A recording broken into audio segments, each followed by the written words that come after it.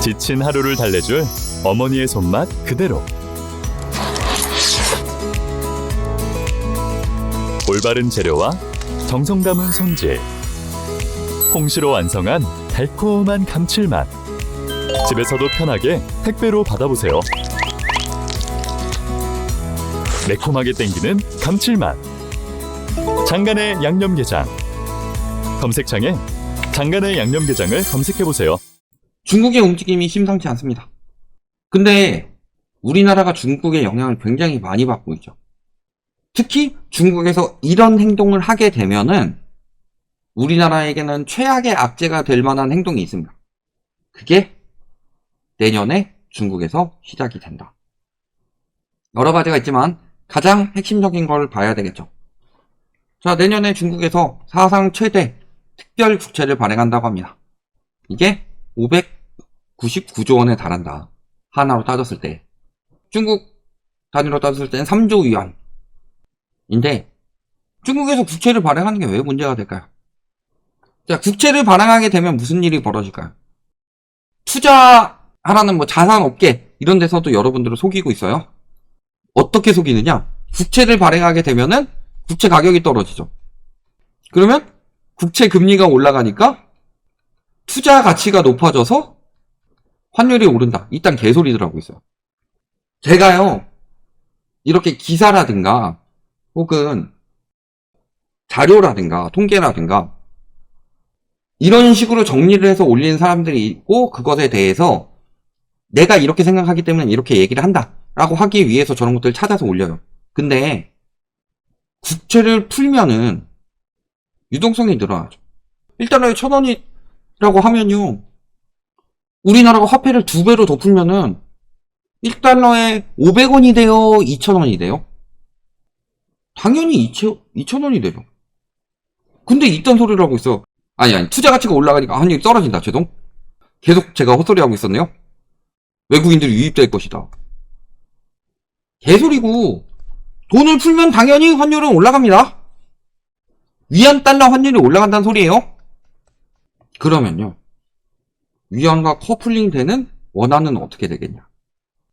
위안화 가치가 떨어진다고 해서 원화 가치가 위안화 가치랑 똑같이 떨어지지 않습니다. 근데 우리나라도 이렇게 절벽에 매달려 있고 중국도 이렇게 절벽에 매달려 있는데 중국이 떨어지면서 우리나라를 치고 떨어지는 거야. 중국만큼은 안 떨어지더라도 중국만 푼다면 우리나라는 더 미끄러지겠죠. 근데 아까 말씀드렸죠. 우리나라가 돈 풀어야 되죠. 근데 미국은 최근에 어땠어요? 금리 인하는 했지만 긴축적 금리 인하를 했죠. 그런 상황에서 우리나라는 여러 가지 문제들도 터졌죠. 계엄 때문에 환율이 튀었다? 맞습니다. 탄핵 때문에 환율이 튀었다? 맞습니다. 근데 계엄 탄핵 없었으면 환율이 안 튀었을까요? 계엄이 12월 3일에 있었습니다. 11월 때도 1,400원대였죠. 이번 정부 시작하는 5월 때 언제였어요? 22년 5월 때. 1,200원대였어요. 계엄 때문에 더 튄 거고 탄핵 때문에 더 튄 거지만 그렇지 않더라도 환율은 계속 튀었죠. 이미 환율은 계속 오르고 있는 중이었다. 근데 중국이 떨어지면서 내 머리채를 잡고 떨어졌어. 위안화 가치가 그렇게 되면 원화 가치는 올라가기 쉽겠어요? 원화 가치는 당연히 떨어지겠죠. 환율은 더 뛸 테고. 여기 또 한 가지. 중국이 돈을 저렇게 풀게 되면 어떻게 돼요? 중국은 위안달러 환율이 올라가는 게 그렇게까지 악재는 아닙니다. 우리나라는 원달러 환율이 올라가는 게 악재예요. 이거는요, 우리나라 무조건 안 좋다라고 이야기를 하기 위해서 제가 하는 이야기가 아니라 중국은 가격 승부를 보는 나라고 우리나라는 기술 승부를 보는 나라예요. 우리나라 같은 경우는 환율이 올라가게 되면요, 우리나라는 또 수입 의존도가 굉장히 크죠.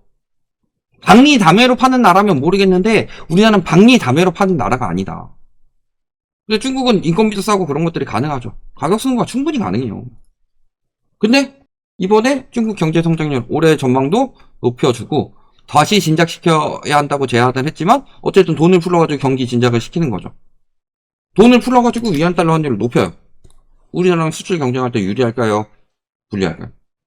제가요, 원달러 환율에 대해서 괜히 이야기를 하는 게 아니라 원달러 환율 올라가면은 수출 잘 되지 않나요? 이렇게 말씀하시는 분들도 있어요. 물론 떨어지는 것보다 올라가는 게 잘 되긴 하겠죠. 근데요, 원달러 환율이 오르면 무슨 일이 벌어지냐면요, 예전에는 1,000원 들여가지고 1,500원짜리 만들어가지고 10개 팔았어요. 5,000원 남죠. 근데 이제는요, 1,200원 들여가지고 1,300원짜리 물건을요, 20개 팔아요. 2,000원 남네요. 5,000원 남는 게 좋아요? 2,000원 남는 게 좋아요? 오히려 그렇게 더 많이 만들고 매출이 많이 나오려면 그만큼 더 인원을 고용해야 돼서 인건비도 더 나올 텐데. 근데 문제는 아까도 말씀드렸지만 커플링이 된다고 그랬죠. 우리나라랑 중국이랑 가격 경쟁이 돼요? 안 되죠. 그나마 미국은 중국한테 관세 붙인다고 하니까 우리나라도 관세 붙이지만 중국한테도 붙이니까 중국은 더 세게 붙이니까 미국한테 팔 때는 중국이랑 경쟁하긴 좋아지지. 다른 나라들은 우리나라가 미국만 파먹고 살아요? 아니죠.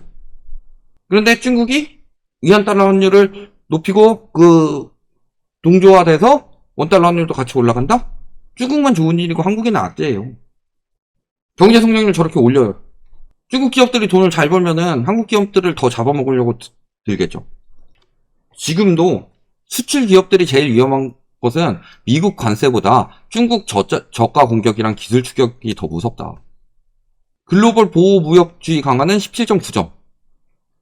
경기 부진은 19.5점밖에 되지 않았는데 중국 저가 공세 및 기술 경쟁 심화는 27점을 뽑았습니다. 왜? 요거 언젠간 해결될 일이에요. 요것도 언젠간 해결될 일이요. 요거는 따라잡히면 해결이 안 돼요. 그래서 보면은 중국 기업의 기술 경쟁력이 이미 국내 업체와 비슷하거나 3분의 1 정도가 그렇게 받고 우려스러운 수준이라고 절반이 응답했습니다. 중국이 더 싸죠. 인건비도 어마어마하게 쌉니다. 중국이 돈을 더 풀어서 수출 경쟁력이 좋아졌어요. 어차피 위안 환율도 올라가고 원달러 환율도 올라가게 되면 중국이 더 쌉니다. 당연한 일이고. 그러면 우리나라는 중국보다 기술이 좋아야 되는데 기술도 잡아먹히고 있죠.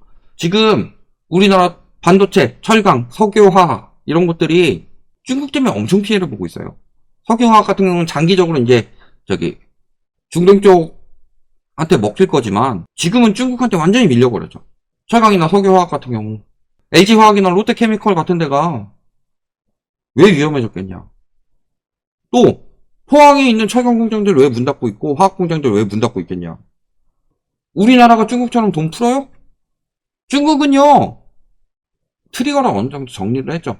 중국은 부동산을 잡았습니다. 경기 침체를 겪으면서 부동산을 잡았는데 우리나라는 경기 침체를 겪으면서 부동산을 부양을 했어요. 되겠어요? 우리나라 인건비가 너무 비싸서 중국한테 밀리니까 인건비를 줄이든 안 올리든 최저임금 낮추든 아니면 근무 시간을 늘리든 해가지고 중국이랑 승부해야 된다. 그 인건비로요 뼈 빠지게 모아도요 10년 모아도 20년 모아도 서울에 집 한 채 못 마련해요. 인건비가 비싼 거 맞아요? 그래도 인건비가 비싼 게 맞다는 사람은요 집값은 개 비싸니까 집값 붕괴를 당연히 이야기를 해야 되는 사람입니다. 그래서 오히려 영향이 제한적일 것이라고 이야기하는 트럼프 리스크보다 중국 리스크가 훨씬 더 크다. 근데 중국에서 돈을 풀어가지고 경기를 부양하겠다고 나왔어요. 우리나라 돈 풀어서 경기 부양하는 거 돼요? 국가부채 안 늘리게 한답시고 별짓을 다 하고 있는데 이번에도요 지금 2년째 재정적자가 늘어났는데 국가부채가 많이 안 늘어났어요. 잘하고 있는 게 아니에요. 다음 정부 때 감당해야 될 게 어마어마할 겁니다. 기금에서 뭔가 해보려고 기금에서 해야 될 일들을 국가 적자를 메우는 데 쓰고 있고 국가가 풀어야 될 돈을 푸는 데 쓰고 있으니까 국가부채는 안 늘었죠. 근데 왜 국가부채를 안 늘린지 알아요? 국가부채까지 늘리면 신용등급 딱 떨어지기 좋았거든. 지금 계엄이니 탄핵이니 이런 것 때문에 이슈가 크죠? 그런 것 때문에 신용등급 떨어진다 이야기가 많이 나오는데 여기서 국가부채까지 쭉쭉 늘어나고 있어서 봐요. 신용등급 어떻게 됐겠냐. 국가 신용등급이 떨어지면 무슨 일이 벌어지냐면요. 국고채를 비롯해서 은행채, 기업채 다 채권금리 올라간다. 즉 채권 가격이 떨어진다는 소리예요. 외국인들이 돈 빼기 딱 좋은 상황이 되죠. 그런 것일 뿐인 거죠. 제가 그래서 이런 위기에 대해서 계속 경고를 했어요. 중국이 저렇게 나올 것이다. 요 부분만 경고를 안 했던 거죠. 근데 중국이 저렇게 나왔다. 우리나라한테 더 위기가 크게 찾아올 수밖에 없다. 중국은 그래도 2019년부터 부동산 정리를 쭉 해왔어요. 지금 5년째 부동산 정리를 해왔으니까 지금 부양하려고 하는 거고, 그러니까 부양책이라도 어느 정도 먹히는 거지. 우리나라도 최소 5년 이상은 부동산 거품 정리하고 가계부채 정리해야 돼요. 어떻게 따지면 중국 망한다 했더라도요, 중국이 더 현명하게 했던 거지. 근데 그랬던 중국도 잃어버린 30년 이야기가 나오고 있어요? 우리나라는 그러면 잃어버린 80년이에요. 그렇게 되고 싶지 않으면 부채 정리를 최대한 빨리 해야지. 근데 문제는 중국이 저렇게 환율을 중심적으로 뭐 공격을 하려는 의도는 아니었더라도 우리나라한테 어쨌든 타격을 입을 수밖에 없도록 만들었죠.